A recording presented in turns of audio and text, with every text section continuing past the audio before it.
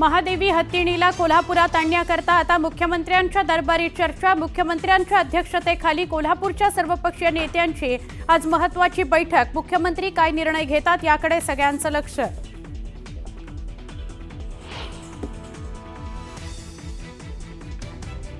अजित पवार मुख्यमंत्री होईपर्यंत गप्प बसायचं नाही। राष्ट्रवादी काँग्रेसच्या मेळाव्यात वैद्यकीय शिक्षण मंत्री हसन मुश्रीफांचं कार्यकर्त्यांना आवाहन।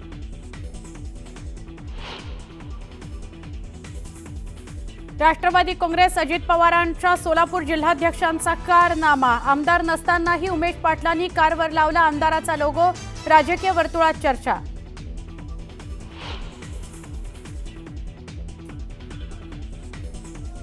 सर्वधर्म समभावासंदर्भात संभाजी भिडेंचं वादग्रस्त विधान, तर आंबा खाऊन मुलं होतात या वक्तव्याचाही पुनरुच्चार। संभाजी भिडेंच्या वादग्रस्त विधानामुळे नव्या वादाला तोंड।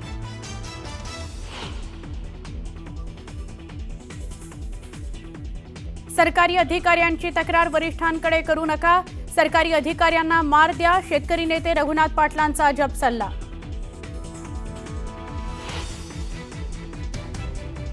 खालिद का शिवाजी चित्रपटावर बंदी घालण्याची हिंदू महासंघाची मागणी। शिवरायांचा खोटा इतिहास दाखवल्याचा आरोप। चित्रपट प्रदर्शित न करण्याकरता सेन्सॉरला पत्र।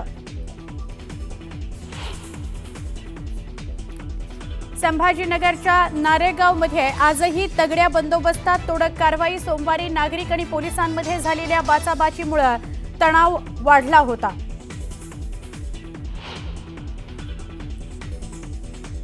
पुण्यात किरकोळ वादातून सिंहगड रस्त्यावरील कोल्हेवाडीमध्ये गोळीबार। स्थानिकांमध्ये भीती। कायदा सुव्यवस्थेचे धिंडवडे।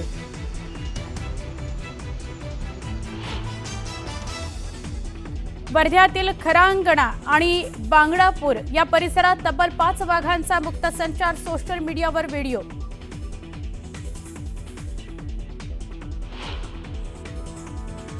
ऑपरेशन सिंदूर नंतर एनडीएची पहिली महत्त्वाची बैठक। बैठकीच्या सुरुवातीलाच पहलगाम हल्ल्यातील मृतांना श्रद्धांजली।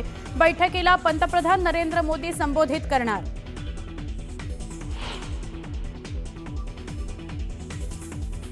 आणि डोनाल्ड ट्रम्प यांनी दिलेल्या टॅरिफच्या धमकीला भारताकडूनही सडेतोड उत्तर। काही देशांची दादागिरी चालणार नाही म्हणत परराष्ट्र मंत्री जयशंकर यांनी सुनावले खडे बोल। सगळ्यांना समान न्याय मिळेल अशी हवी अर्थव्यवस्था।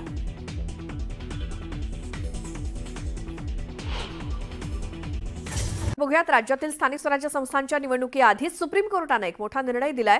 तो म्हणजे राज्यातील महापालिका, नगरपालिका आणि जिल्हा परिषद निवडणुका या नवीन प्रभाग रचनेनुसार आणि ओबीसी आरक्षणासोबत घेण्यास सुप्रीम कोर्टाने हिरवा कंदील दिलाय। यासंबंधी नवीन प्रभाग रचनेला आव्हान देणाऱ्या याचिका कोर्टाने फेटाळल्यामुळे निवडणुकीच्या वाटेतील अडथळा दूर झालेला आहे। त्यामुळे राज्यात लवकरच महापालिका आणि नगरपरिषदा निवडणुकांची घोषणा होण्याची शक्यता आहे।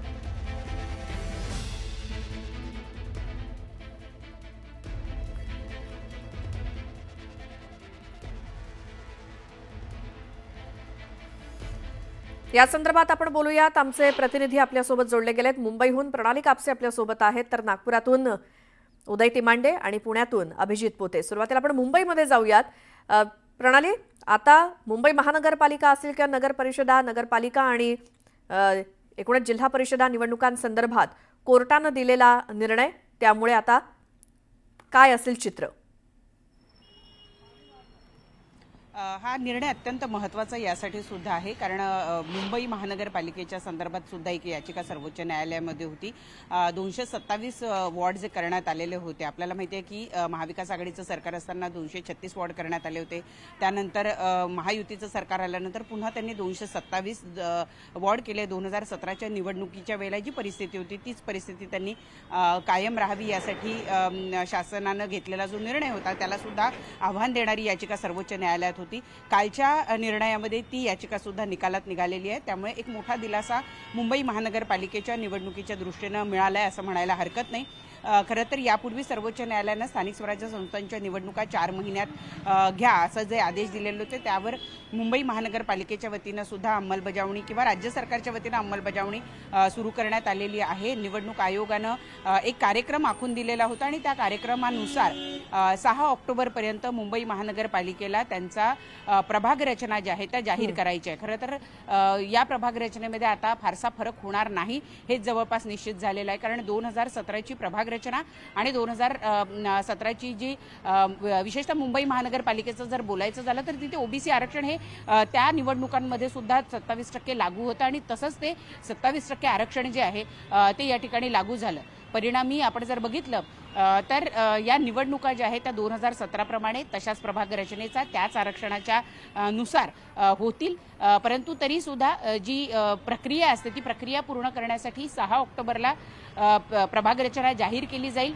त्यानंतर त्याच्यावर हरकती सूचना मागवल्या जातील, मग आरक्षणं काढली जातील, त्यावर सुद्धा हरकती सूचना मागवल्या जातील आणि नंतर निवडणुकीची तारीख जी आहे ती जाहीर केली जाईल. एकूण जर बघितलं तर अत्यंत महत्त्वाचा सर्वोच्च न्यायालयाचा हा निर्णय आहे, एक मोठा दिलासा आहे आणि त्यामुळे आता विशेषतः मुंबई महानगरपालिकेच्या निवडणुकीच्या मार्गातले सगळे अडथळे हे दूर झाले आहे असं आपल्याला म्हणता येईल. बरोबर आहे प्रणाली, अशाच लाईनवरती राहा. आपण आता नागपुरात जाऊयात उदय तिमांडे यांच्याकडे.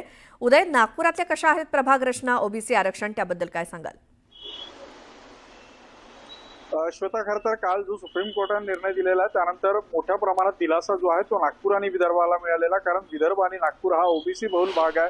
इथं मोठ्या संख्येने जे आहेत ते ओबीसी नेते जे आहेत ते प्रतिनिधित्व करतात. त्यामुळे हा दिलासा जो आहे तो विदर्भासाठी अत्यंत महत्वाचा असणार आहे. विदर्भामध्ये 4 प्रमुख महानगरपालिका आहेत. त्यामध्ये अमरावती असेल, नागपूर असेल, अकोला असेल, चंद्रपूर असेल, या 4 महानगरपालिकांनी या 4ही महानगरपालिकांमुळे कालच्या सुप्रीम कोर्टाच्या निर्णयानंतर जे आहे ते ओबीसी आरक्षण पूर्ववत जे आहे ते होणार आहे. कारण 2017 मध्ये या 4ही महानगरपालिकांमध्ये ओबीसीचं आरक्षण होतं. प्रामुख्याने जर नागपूरचा विचार केला तर नागपूर महानगरपालिकेमध्ये 151 सदस्य आहेत आणि आता कालच्या या सरकारच्या निर्णयानंतर जवळपास 42 सदस्य जे आहेत ते ओबीसी मधून असणार आहे. आणि नागपूर जिल्हा परिषदेमध्ये देखील जर हा निर्णय काल आला नसता तर बहुतेक ओबीसीच्या आरक्षणाचा फटका जो आहे तो इथं बसू शकला असता. कारण नागपूर जिल्हा परिषदेमध्ये 15 सदस्य जे आहेत ते ओबीसीचे आहे. मात्र जर हा कालचा निर्णय आला नसता तर तो आकडा कमी होऊन 11 पर्यंत गेला असता. मात्र कालच्या या सुप्रीम कोर्टाच्या निर्णयानंतर आता ओबीसीचं आरक्षण कायम राहणार आहे आणि त्यामुळे नागपूर जिल्हा परिषदेमध्ये जे आहे ते ओबीसी सदस्यांची संख्या वाढू शकते. ती 15 वरून 16 वर जाण्याची शक्यता आहे. तर नागपूर महानगरपालिकेमध्ये या निमित्तानं 42 नगरसेवक जे आहेत ते ओबीसी प्रवर्गामधून पाहता येणार आहे. आणि अशाच पद्धतीचे इतरही विदर्भातल्या जे जिल्हा परिषद आणि महानगरपालिका आहे त्यामध्ये देखील ओबीसींची टक्केवारी काही महानगरपालिकांमध्ये वाढणार आहे तर काही महानगरपालिकांमध्ये कायम राहणार आहे. त्यामुळे ओबीसी समाजासाठी हा मोठा दिलासा देणारा निर्णय असणार आहे. बिलकुल. आता आपण पुण्यामध्ये जाऊयात अभिजित पोते यांच्याकडे. अभिजित, सुप्रीम कोर्टाच्या या निकालानंतर पुण्यात काय वातावरण? श्वेता, खरं तर कालचा सुप्रीम कोर्टाचा जो निकाल आहे तो महत्त्वाचा याच्यासाठी आहे की गेल्या अनेक वर्षापासून या महानगरपालिका, खरं तर पुणे महानगरपालिका 2017 नंतर निवडणूक झाली नाहीये. अनेक जण या निवडणुकीकडे लक्ष लावून होते. पण जसं तू म्हणालीस की फारसा फरक या पुणे महानगरपालिकेवर कालच्या निर्णयानंतर पडणार नाही. कारण 2017 मध्ये ज्या निवडणुका झाल्या होत्या त्यात देखील पुण्याचा 4चाच प्रभाग होता. 11 मार्च 2022 मध्ये जो पुन्हा 4चा प्रभाग करण्याचा निर्णय घेण्यात आला तोच सुप्रीम कोर्टाने निकाल पुढे ठेवलाय आणि ओबीसी समाजाला 27% आरक्षण म्हणजे 2017चा जर विचार केला ना तर पुणे महानगरपालिकेत 164 नगरसेवक होते. त्यामध्ये 27% म्हणजे 42 नगरसेवक हे ओबीसीचे जे आहे ते निवडले होते. त्यानंतर आता पुणे महानगरपालिकेत जवळपास 23 नव्या गावांचा समावेश झाला आहे. जर ही सगळी आकडेवारी बघितली ना तर हा नगरसेवकाचा आकड्यात काही जास्ती फरक पडणार नाहीये. केवळ 164 ऐवजी 165 नगरसेवक हे पुणे महानगरपालिकेत यंदा असतील आणि त्यानुसार 27% म्हणजे जवळपास 45 नगरसेवक हे ओबीसी समाजातून जातील. खरं तर कालचा निकाल खूप महत्त्वाचा मानला जातोय. कारण 2017 मध्ये जी प्रभाग रचना होती तीच प्रभाग रचना पुन्हा सुरू ठेवण्यात येणार आहे किंवा ओबीसी आरक्षण जे 27% ओबीसी आरक्षण या स्थानिक संस्था स्वराज्य संस्थांच्या निवडणुकांमध्ये होतं तेच राहणार आहे. खरं तर अनेक याचिका सुप्रीम कोर्टात करण्यात खरं तर आलेल्या होत्या. त्या याचिका फेटाळल्यानंतर आता जी प्रभाग रचना आहे आयुक्त जे पुणे महानगरपालिकेचे आयुक्त आहेत ते आता प्रभाग रचनावर काम करतील. खरं तर ऑक्टोबर महिन्याच्या 2ऱ्या किंवा 3ऱ्या आठवड्यापर्यंत जे पुणे महानगरपालिकेच्या प्रभाग रचना आहेत त्या सगळ्या प्रभाग रचना निवडणूक आयोगाला सादर कराव्या लागणार आहेत. त्या झाल्यानंतर हरकती आणि ना हरकती येतील आणि त्यानंतर म्हणजे 165 नगरसेवक निवडून जातील. त्यापैकी 44 ते 45 आधीचा जर आकडा बघितला तर 42 जे ओबीसी नगरसेवक होते आता त्या 2 नगरसेवकांची भर पडेल म्हणजे 44 ते 45 ओबीसी नगरसेवक हे 165 नगरसेवकांपैकी पुणे महानगरपालिकेत पाहायला मिळतील. बिलकुल. अभिजित, उदय आणि प्रणाली तिघांचेही धन्यवाद या सगळ्या माहितीसाठी.